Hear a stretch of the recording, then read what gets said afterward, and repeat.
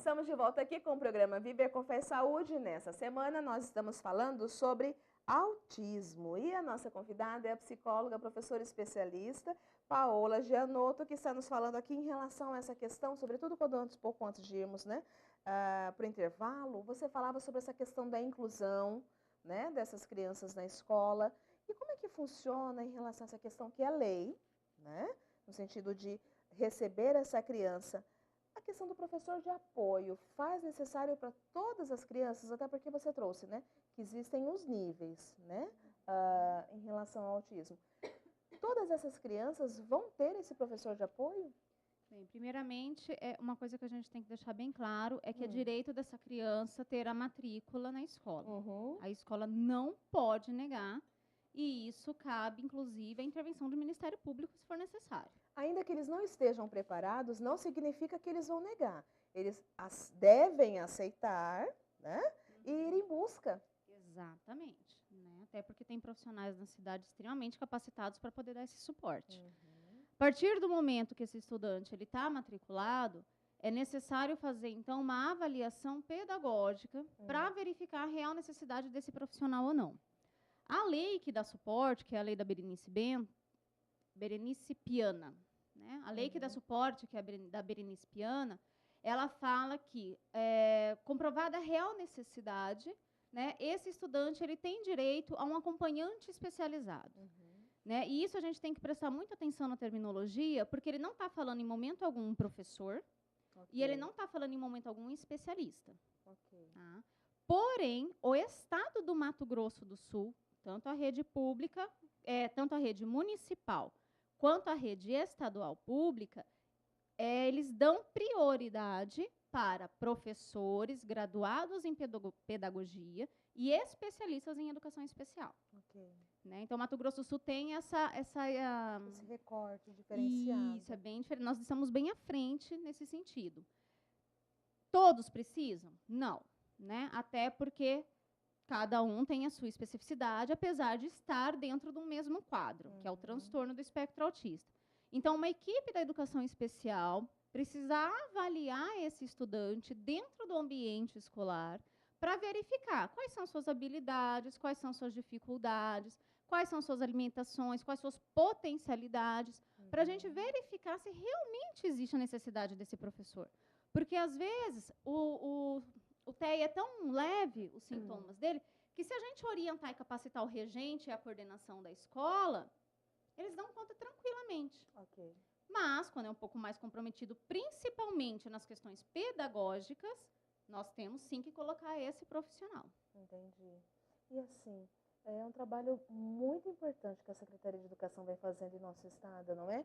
E não dá para a gente deixar de falar também, Paola, em relação ao pessoal da classe hospitalar, que eles desenvolvem um trabalho tão lindo, gente, tão enriquecedor dentro dos hospitais, né? As nossas crianças, elas que estão hospitalizadas, elas não deixam de estudar. E são, assim, professores que fazem contato com a escola e eles fazem prova. E tem o professor de educação física também, vai falar, mas a criança hospitalizada também faz educação física? Faz, lá da maneira deles, mas faz. Então, parabéns também realmente para a Secretaria de Educação em relação a esse sentido, né, com esse olhar diferenciado para as nossas crianças, né, para o aprendizado das nossas crianças, não, Paola? Com certeza, né? Tanto que a Secretaria de Estado de Educação oportunizou a possibilidade de criar um centro específico para acompanhar os estudantes com transtorno do espectro autista em 2016, e desde daí tem desenvolvido ótimos trabalhos, né? Não é puxação de saco, né? Mas é que eu estou coordenando o centro. Mas, assim, a gente tem conseguido dar esse suporte para as escolas 100%? Não, né? Porque é todo um processo.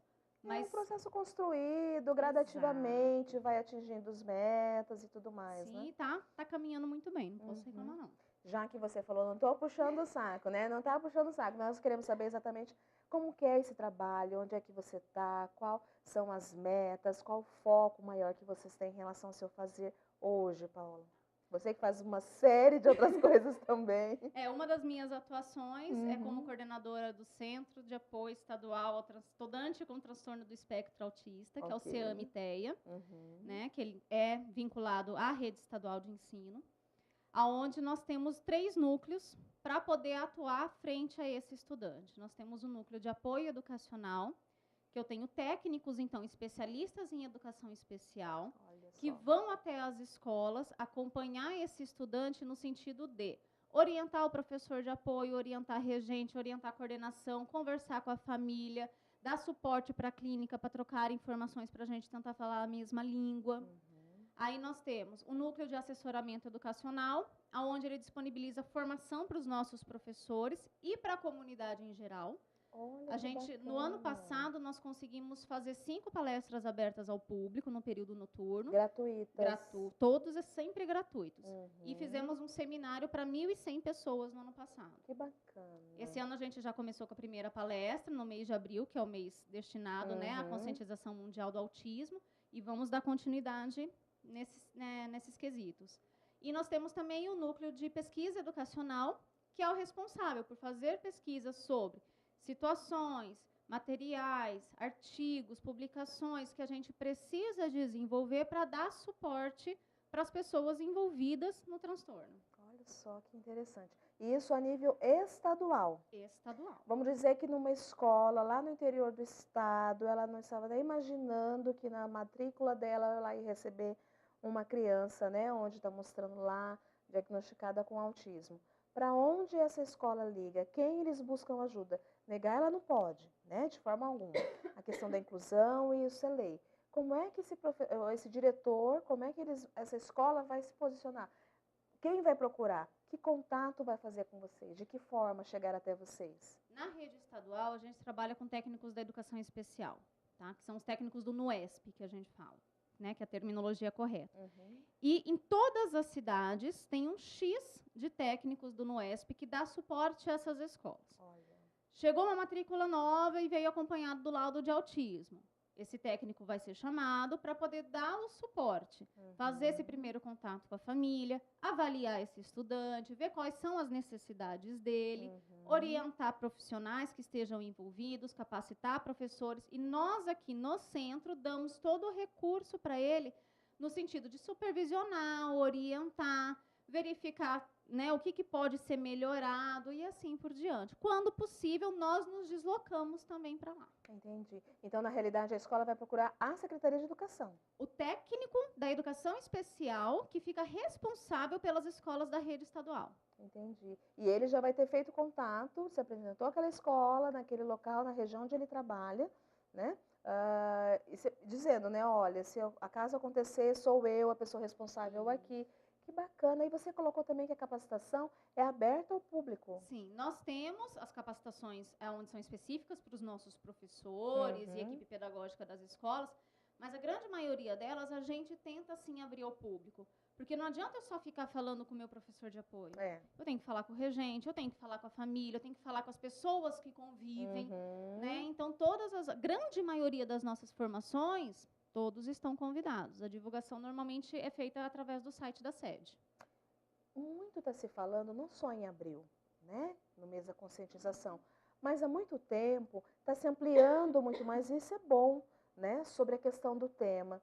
Isso significa o quê? Que as pessoas estão indo em busca muito mais, que está tendo um número maior, na sua visão, né, está tendo um número maior de diagnósticos, né, de crianças com esse transtorno.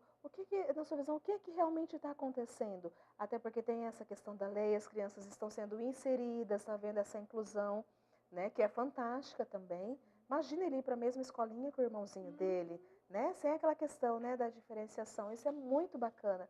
Isso é um ganho, como você falou, é um processo que a gente vai... Claro que você tem ainda, com certeza, muitos objetivos, né, muitas metas a cumprir, mas esse processo vai sendo construído, né? Mas o que você acha que está acontecendo, o que está se falando?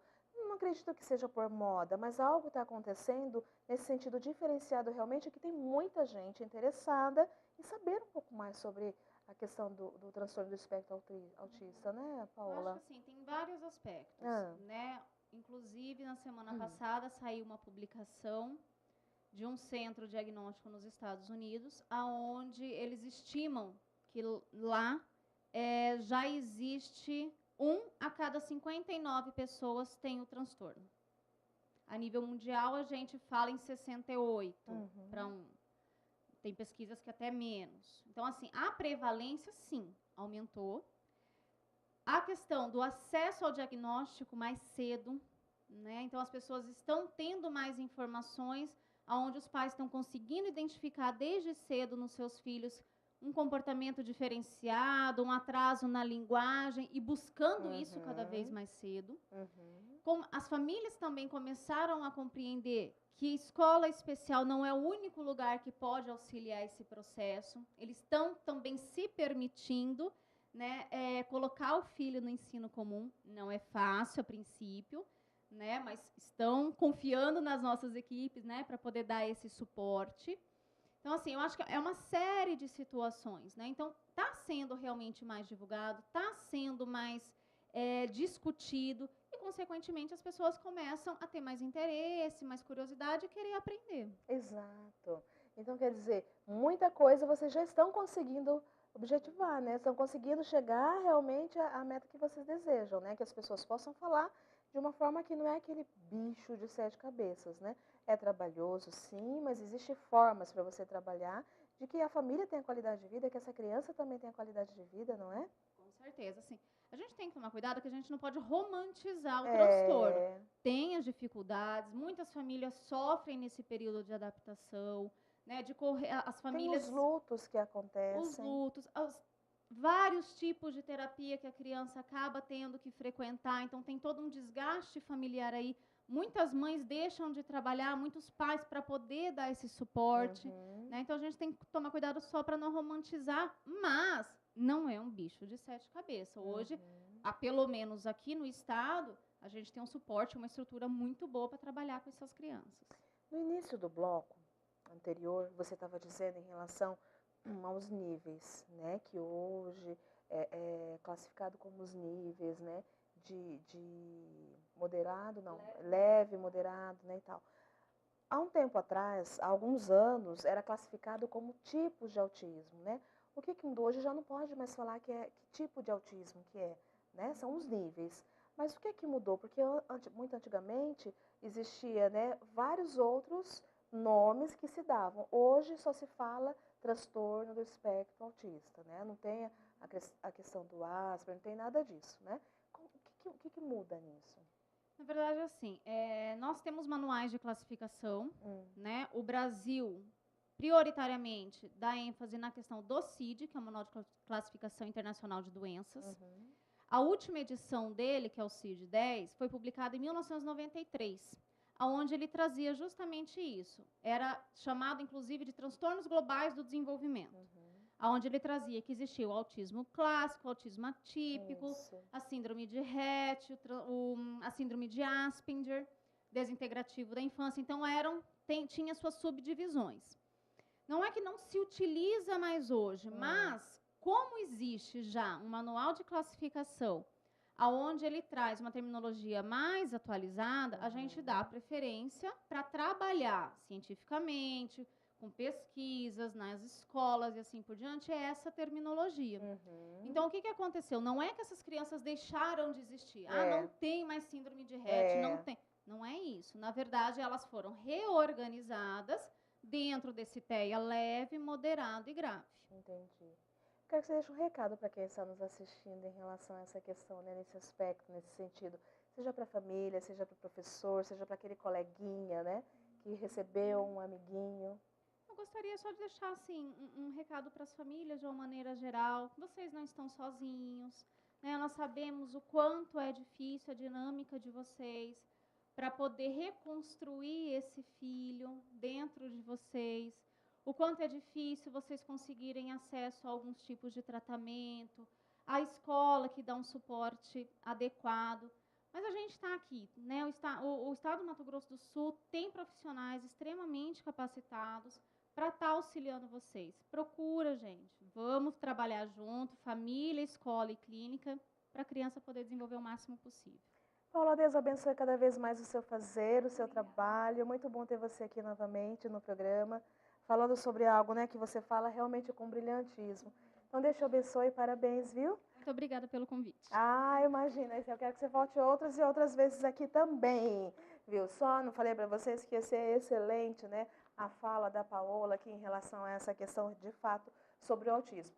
Mas eu quero chamar a sua atenção também para dizer que mês de abril está se encerrando, está chegando aí o mês de maio, todo recheado, né? De muito amor, carinho, cuidado também. E lembrar que no nosso calendário vai ter lá também, no calendário de maio, vou até mudar ele aqui, tem o boleto que vocês podem destacar, né, e fazer a sua contribuição também. É o algo a mais que vocês vão estar contribuindo com a Milícia da Imaculada, gente. Mês de Maria, né? Olha só, maio chegando e tá tão lindo quanto o de abril também. Então, vamos fazer esse olhar diferenciado também, já que você vai mudar a sua folhinha, já aproveita, já muda, já faz o destaque lá e já faz a sua contribuição também, tá bom? Agora nós vamos para o breve intervalo e voltamos já já com o programa Viver com Fé e Saúde.